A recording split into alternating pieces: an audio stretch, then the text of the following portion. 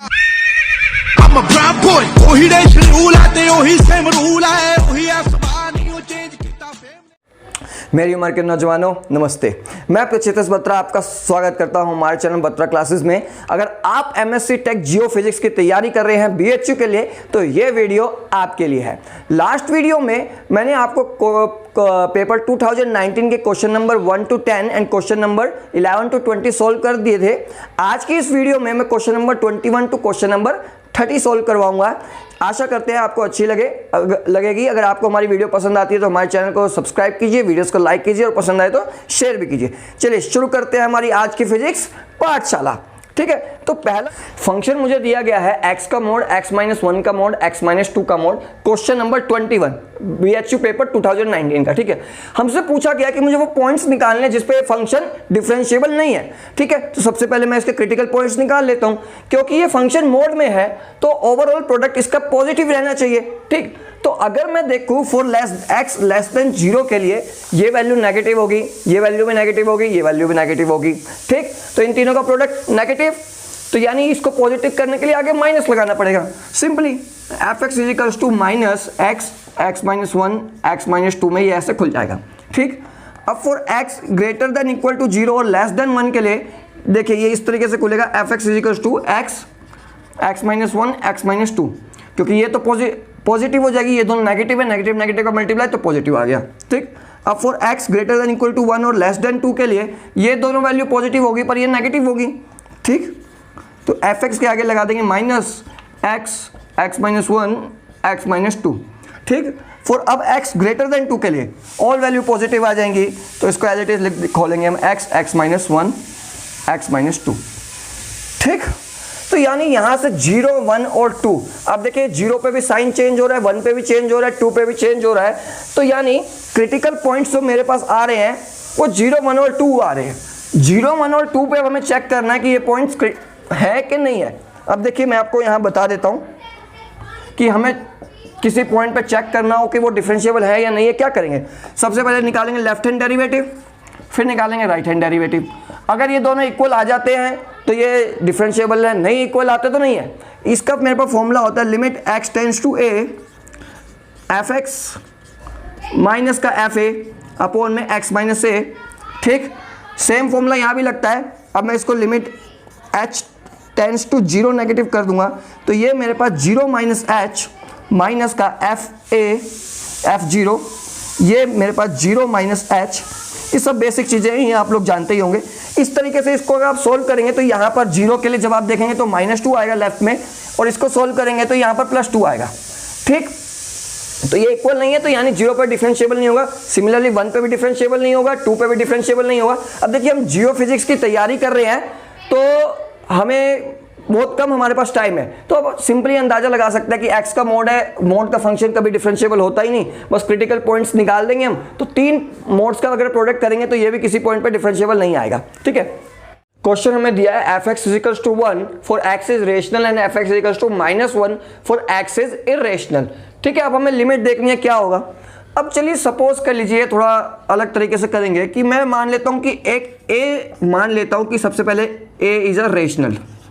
ठीक है, कि लेट a एक नंबर है जो कि रेशनल है। सपोज करो a इस नंबर लाइन पे लाई करता है। ठीक है, और x जो है वो बिलोंग्स करता है नेबरहुड ऑफ a में, मतलब x लाई करेगा इसके और इसके बीच में। ठीक, अब देखिए a के नेबरहुड में कितने नंबर्स लाई कर सकते हैं। मतलब अगर मैं बात करूं एक कोई 2 नंबर है और उसके नेबरहुड में बात करूं तो यहाँ 1.9 भी एग्जिस्ट करेगा और ये 2.1 भी एग्जिस्ट करेगा। यानी इरेशनल और रेशनल दोनों ही नंबर एग्जिस्ट करेंगे इस a के नेबरहुड में। ठीक, यानी fx इज इक्वल्स टू, जब मैं मान लूंगा कि a रेशनल है तो 1 भी आएगा और -1 के बीच में ये वैल्यू ऑसिलेटेट होती रहेगी। यानी जब मैं मानूं a रेशनल है तो वहां पर तो लिमिट एग्जिस्ट नहीं करेगी। अब चलिए मान लीजिए कि a मेरा इरेशनल नंबर है। अब देखिए एक इरेशनल नंबर के भी नेबरहुड में बहुत सारे रेशनल नंबर भी एग्जिस्ट करेंगे और इरेशनल नंबर भी एग्जिस्ट करेंगे। यानी इस केस में भी इसकी जो वैल्यू है वो 1 और -1 के बीच में ऑसिलेट होती रहेगी। तो यहाँ पर भी जो मेरी लिमिट है वो एग्जिस्ट नहीं करेगी। क्वेश्चन नंबर 23 हमें दिया गया था f x is equal to x square sine 1/x, x not equal to 0 के लिए और 0 फॉर एक्स इजिकल टू 0 के लिए। अब मुझे इसमें एफ डैश 0 फाइंड आउट करने के लिए कहा गया है। ठीक है, तो पहले आप एफ डैश एक्स निकाल लीजिए, क्या होगा 2x साइन 1/x। ठीक है, फिर साइन 1/x का करेंगे तो कोस 1/x आ जाएगा, 1/x का हो जाएगा माइनस का 1/x स्क्वायर और ये x स्क्वायर फिर यहाँ एज इट इज आ जाएगा। ठीक, तो x स्क्वायर से x स्क्वायर कट गया तो मेरे पास जो एफ डैश एक्स की वैल्यू आ गई वो आ गई 2x साइन 1/x माइनस का कोस 1/x। ठीक है, अब जब मैं इसकी जगह 0 पुट कर दूंगा x की जगह तो देखिए ये तो 0 हो जाएगा। अब देखिए यहाँ पर 1/x है, यानी यहाँ साइन इन्फिनिटी की फॉर्म हो रही है। साइन इन्फिनिटी फॉर्म का मतलब है यहाँ पर जो वैल्यू है वो 1 और -1 के बीच में ऑसिलेट हो रही है। उसको मैं 0 से मल्टीप्लाई कर दूँ तो यहाँ तो 0 आ जाएगा, कोई इश्यू नहीं है। लेकिन सिमिलरली इधर ये जो वैल्यू बनेगी वो कोस इन्फिनिटी के केस में बन रही है और यहाँ पर यानी ये 1 और -1 के बीच में ऑसिलेट होगी ये वैल्यू। तो यानी रिजल्ट मेरे पास ये आएगा कि एफ डैश 0 है वो एग्जिस्ट नहीं करे। चलिए क्वेश्चन नंबर 24 हमें दिया गया है y इक्वल्स टू 1/x, एक हाइपरबोला की क्वेश्चन दी गई है और हमें टेंजेंट जो थीटा एंगल बनाएगी x एक्सिस से वो निकालना है 1/1 पे। यानी अगर मैं इसका एक आपको समझाने के लिए, ये इसका हाइपरबोला की क्वेश्चन है, यहाँ पर एक टेंजेंट है और आपको ये थीटा निकालना है। ठीक है, तो हम सब जानते हैं कि slope tan theta is equals to होता है स्लोप m स्लोप। ठीक है, वो होता है dy/dx। ये इक्वेशन मुझे दी गई है तो dy/dx मैंने निकाला तो 1 माइनस का 1/x स्क्वायर आ गया। अब किस पॉइंट पे निकालना है 1,1 पे। ठीक है, तो tan थीटा 1,1 पे यानी 1 यहाँ मैं डालूंगा, वैल्यू आ जाएगी -1 tan थीटा की। ठीक है, अब थीटा सेकंड क्वाड्रेंट में नेगेटिव होता है तो यानी π/2 प्लस π/4, तो थीटा की जो वैल्यू आएगी वो π/2 प्लस π/4 आ जाएगी, यानी यहाँ से 3π/4 थीटा की मेरे पास वैल्यू आ जाएगी। में हमें एफ एक्स एक डिटर्मिनेंट की फॉर्म में दिया गया है और हमसे एफ ट्रिपल डैश 0 की वैल्यू पूछी गई है।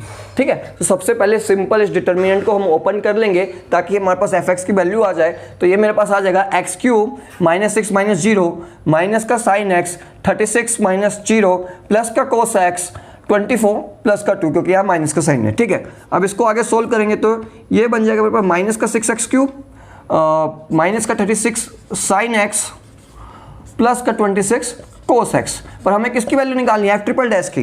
ठीक, तो यहाँ से पहला डेरिवेटिव इसका करेंगे एफ डैश एक्स का, तो ये हो जाएगा 3 6 18x का square minus 36 cos x minus 26 sine x.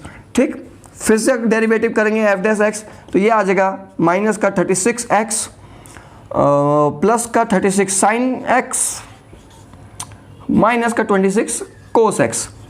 एक डेरिवेटिव और करेंगे एफ ट्रिपल डैश एक्स बराबर हो जाएगा माइनस का 36 प्लस का 36 कोस एक्स माइनस का प्लस का 26 साइन एक्स। ठीक, अब हमें किस पे निकालना है 0 पे निकालना है, तो एफ ट्रिपल डैश 0 पे जो वैल्यू होगी वो आ जाएगी माइनस का 36 प्लस कोस 0 होता है 1 यानी प्लस का 36 साइन 0 होता है 0 तो वो 0 आ जाएगा, -36 से ये कैंसिल हो जाएगा तो यानी इसकी वैल्यू आ जाएगी 0। 6 हमें दिया गया है y equals to sine x plus cos x. अब हमें y का nth डेरिवेटिव निकालना है। देखिए लेबनिज थ्योरम है हमारे पास, लेबनिज थ्योरम से ये हमारे पास रिजल्ट आता है कि अगर मेरे को function y equals to cos ax plus b इस फॉर्म में दिया हो और उसका nth डेरिवेटिव मुझे निकालना हो तो वो होता है y n equals to a की पावर n कोस ब्रैकेट में ax plus b plus n π/2। Similarly ऐसा साइन में अगर फंक्शन दिया हो तो वो होगा nth डेरिवेटिव में a की power n sine ax plus b plus n π/2। अब देखिए यहाँ साइन और कोस दोनों ही मुझे दिए गए हैं। ठीक, तो y की पावर n क्या होगा, क्योंकि यहाँ पर 1 है और b इसमें 0 है, a 1 है, तो सिंपल ये हो जाएगा sine x plus π/2 nth derivative में और कोस में भी हो जाएगा x प्लस π/2। ठीक, अब ये x प्लस π/2 यानी ये तो हो जाएगा मेरे पास कोस x और ये मेरे पास आ जाएगा माइनस का साइन x। ठीक है, अब ये वैल्यू इक्वल होती है मेरे पास कोस 2x के। ठीक, अब देखिए मेरे पास फॉर्मूला होता है cos square x plus sine square x, simple basic formula is equal to 1। यहाँ से मेरे पास कोस स्क्वायर x की कोस x की जो वैल्यू आती है वो आती है 1 minus sine square x under root. ठीक, इसी तरह यहाँ पर जो कोस 2x की जो वैल्यू आएगी वो आएगी 1 minus sine square 2x, y का जो nth डेरिवेटिव आएगा वो आएगा ये मेरे पास। ठीक, ठीक है, अगला क्वेश्चन में मुझे फंक्शन दिया गया है f x is equals to log 1 plus x, और क्वेश्चन में हमें मैक्लोरियन सीरीज की एक्स क्यूब का जो कोएफिशिएंट है वो फाइंड आउट करना है मैक्लोरियन सीरीज में। ठीक है, तो सबसे पहले देखिए टेलर पॉलिनोमियल क्या होता है मेरे पास। टेलर पॉलिनोमियल इक्वल होता है एफ ए के plus F dash A X minus A plus F double dash A upon में 2 का फैक्टोरियल एक्स माइनस ए का square plus F triple dash A upon में 3 का फैक्टोरियल एक्स माइनस ए का cube, ऐसे ही dot dot dot dot dot F का derivative N upon N factorial, और यहां पर मेरे पास आ जाएगा एक्स माइनस ए की पावर एन। ठीक, अब यहां पर ए की जगह अगर मैं 0 पुट कर दूं तो वो जो मेरे पास वैल्यू बनेगी वो बन जाएगी मैक्लोरियन सीरीज। यानी ए की जगह अगर मैं 0 पुट करूं 0 पुट कर दूं तो यहां पर जो मेरे पास सीरीज बनेगी वो मैक्लोरियन सीरीज बनेगी, और उस हिसाब से ये बनेगा f0 plus F dash 0 X plus F double dash 0 upon 2 factorial X का square plus F triple dash 0 upon 3 factorial और एक्स का क्यूब डॉट डॉट डॉट। हमें क्या निकालने का कहा गया, हमें मैक्लोरियन सीरीज के कोएफिशिएंट को निकालने का, यानी हमें फाइंड आउट करना क्या है F triple dash 0 upon 3 factorial. Simple हो गया अब तो बिल्कुल। तो अब कैसे करेंगे, देखिए मेरे को फंक्शन दे रखा है एफ एक्स, अब इस आपका इस एफ एक्स का डेरिवेटिव कीजिए आप, तो एफ एक्स बनेगा सबसे पहले 1/1 प्लस एक्स, log x का डेरिवेटिव होगा, फिर डबल डेरिवेटिव कीजिए तो ये बन जाएगा माइनस का 1/x का होल स्क्वायर। अब इसका फिर से डेरिवेटिव कीजिए ट्रिपल डेरिवेटिव, तो ये बन जाएगा आपके पास 2/1 प्लस एक्स का क्यूब। ठीक, अब हमें निकालना किस पे, 0 पे, एफ ट्रिपल डैश 0, तो 2/1 आ गया। अब देखिए कोएफिशिएंट क्या था मेरे पास एक्स क्यूब का, F triple dash 0 upon 3 factorial. ठीक, तो ये आ गया 2/3 इंटू 2, तो 2 से 2 कैंसिल हो गया, तो यहां पर मेरे पास वैल्यू आ गई 1/3। ठीक, 28 है जिसे मुझे एक इक्वेशन दी गई है X square Y square is equal to A square bracket में X square plus Y square. अब हमें क्या क्या आ गया कि एसिम्पटोट्स निकालने parallel to X axis. Asymptotes parallel to X axis निकालने के लिए मुझे एक्स के हाईएस्ट पावर के कोएफिशिएंट को 0 के इक्वल करना पड़ेगा। ठीक, कैसे, देखिए अब ये x square plus Y square is equal to A square x square plus a square Y square. ठीक है, यहां से मैं इसको इधर ले आता हूं, तो x square Y square minus a square is equal to A square Y square, ये इक्वेशन बन गई। अब पैरेलल टू एक्स एक्सिस निकालना है, यानी ये आ गया, इसको मैं 0 के इक्वल पुट कर दूंगा। एक्स की पावर यहां पर हाईएस्ट 2 है। ठीक, तो ये मेरे पास जो वैल्यू आ जाएगी वो आ जाएगी प्लस माइनस ए। ये एसिम्पटोट्स आ जाएंगे पैरेलल टू एक्स एक्सिस। ठीक, अगर सिमिलरली मुझे पैरेलल टू वाई एक्सिस निकालने होते तो क्या होता, मुझे वाई की हाईएस्ट पावर के कोएफिशिएंट को 0 के इक्वल पुट करना होता। हमें दिया गया है वाई स्क्वायर प्लस एक्स का मोड इज इक्वल टू 1। अब क्वेश्चन में हमें दिया गया है कि हमें यह बताना है कि ये जो इसका जो कर्व बनेगा वो कौन से एक्सिस के पैरेलल बनेगा। ठीक, वो सिंपल क्वेश्चन है। देखिए वाई स्क्वायर ये मोड में खुलेगा, यानी प्लस माइनस में खुल जाएगा, ओपन हो जाएगा, ओ इज इक्वल टू 1।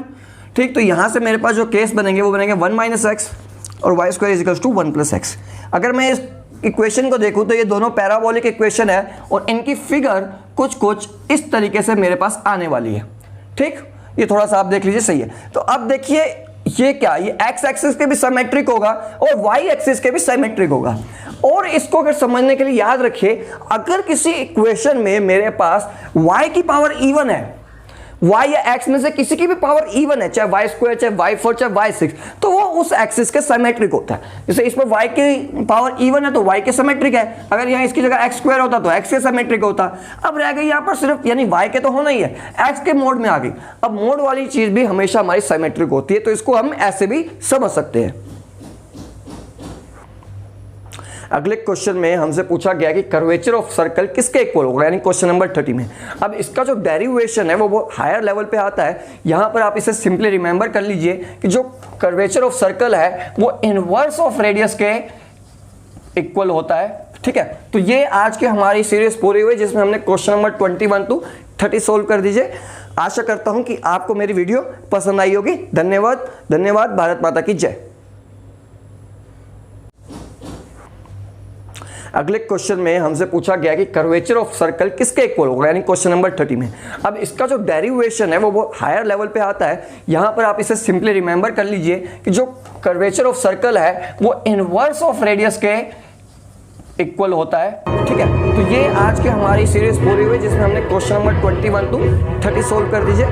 आशा करता हूं कि आपको मेरी वीडियो पसंद आई होगी। धन्यवाद। भारत माता की जय।